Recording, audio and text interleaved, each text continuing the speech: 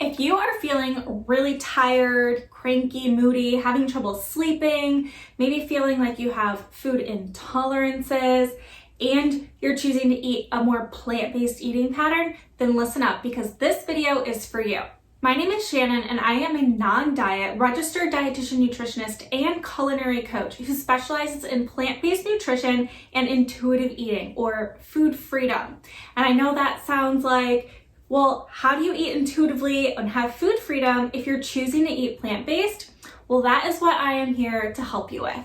I want to talk about the 5 most common mistakes I see in my clients when they choose to go plant-based, but they still have a little bit of that dieting mindset. Mistake number 1 is that you're cutting out animal-based foods, but you're not replacing those foods with plant-based alternatives. So you have more of this restriction rather than addition mindset when it comes to your plant-based eating.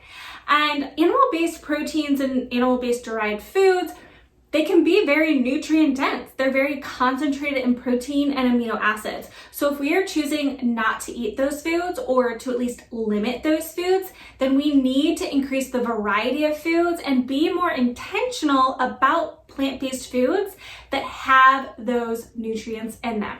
So it does require a little more intention and planning to ensure that you're getting a variety of foods. But think about, rather than just subtracting your animal foods, think about what you can add into your plant-based diet now. Mistake number 2 is that you're only focusing on filling up and you're not focusing on being satisfied. So a lot of times when we choose to go plant-based, we start increasing these really fiber-rich foods, which is great. Sometimes when we have that dieting mindset, or we're coming from a history of dieting, then we're really focused on just filling our plate with lots of fiber. And while those fiber-rich foods are good for you and they come packed with loads of other nutrients, fiber is super filling. And the more you eat of it, the quicker you're gonna feel really full based off the volume of that fiber. And we're not actually feeling satisfied with a wide range of macronutrients and energy-dense foods. So make sure, rather than just filling up on a ton of fiber, which might leave you constipated or bloated or gassy, thinking about a balance of protein, fat, fiber, carbohydrates, both simple and complex, foods that you crave, foods that taste good, lots of flavor. Moving forward, rather than just filling up on fiber-rich foods, think about foods that are really satisfying to you. Are you leaving both nourished and satisfied in the flavor and enjoyment of your food? Mistake number 3 is that you are hyper-fixating on your health and you're not thinking about your overall well-being. Health is just like such a nuanced word nowadays, right? The wellness industry has taken it over and it's led us to believe that we have to be in full control of our health, right? But we need to think more of well-being.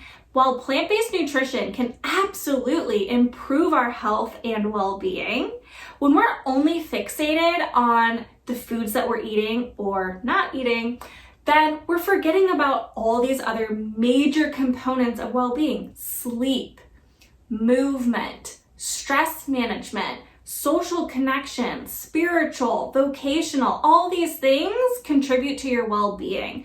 So if we're only trying to control our health by eliminating foods because diet culture and society has told us that that's what works for your health, then you're really missing the point.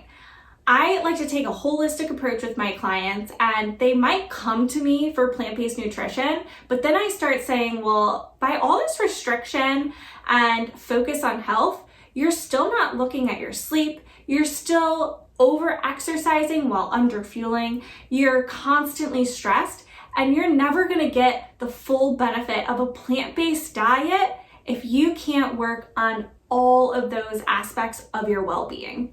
Mistake number 4 that I see with going plant-based is that my clients are too focused on whole foods rather than including a variety of foods, including processed and convenience foods. Oh my gosh, the word processed.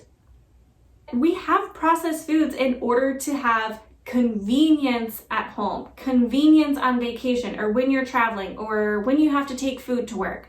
These are supposed to help alleviate the stress and the burden of having to cook every single meal. Side note, let's just go ahead and define processed foods, because the majority of the foods you're probably buying are processed. Baby carrots, peanut butter, brown rice, white rice, okay? So many processed foods in our food industry, and that is okay. We live a busy life, and I want you to live a life outside of the foods you eat and what you're cooking.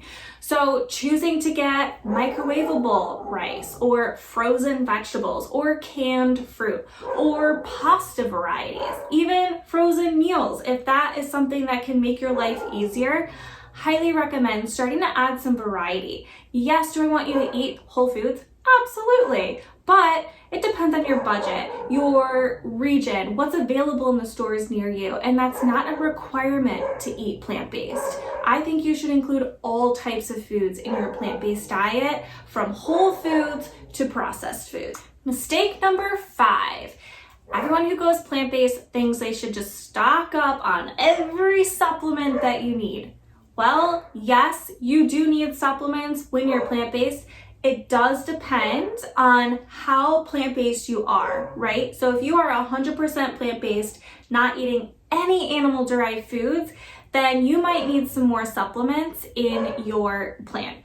But if you're just starting to go plant-based and you're just kind of slowly transitioning, or you're just focusing on maybe limiting some animal-derived foods, then you're likely not going to need as many supplements if you're still meal planning and making sure you're being intentional about a variety of foods and eating enough food.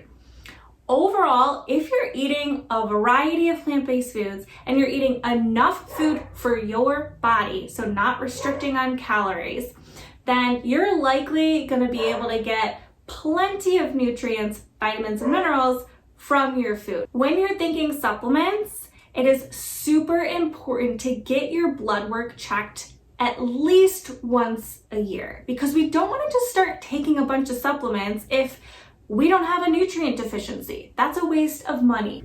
Plus, your blood work is going to help you determine the correct dosage to take of each individual supplement. Supplements are supposed to be exactly that, supplementing an already well-balanced and intentional diet. Most plant-based eaters who lean more on the side of completely plant-based will need supplements such as vitamin B12, vitamin D, maybe omega-3 fatty acids, maybe iron depending on your gender and activity level.